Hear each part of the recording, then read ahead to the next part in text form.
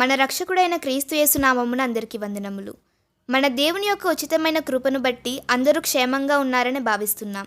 ఈ దినం మనం సజీవంగా ఈ భూమి మీద నిలిచి ఉన్నామంటే దానికి కేవలం మన దేవుడే కారణం. అందును బట్టి మన దేవునికి కృతజ్ఞతాస్తుతులు చెల్లిద్దాం. ఎందుకనగా ఈ నెలలో 12వ తేదీన జరిగిన ఘోర విమాన ప్రమాదంలో ఎంతోమంది మరణించిన సంగతి చాలామందికి తెలిసిన విషయమే.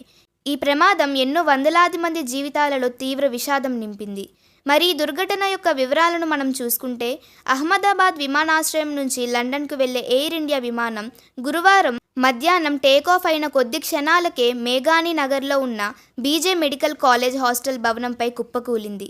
ఈ ప్రమాదంలో 2 అంతస్తుల వరకు మంటలు వ్యాపించాయి. దీంతో భవనంలో ఉన్న 24 మంది మెడికల్ స్టూడెంట్స్ మరణించారు. అలానే ప్రమాదం జరిగే సమయంలో ఆ విమానంలో 242 మంది ఉన్నారని ఎయిర్ ఇండియా తెలిపింది.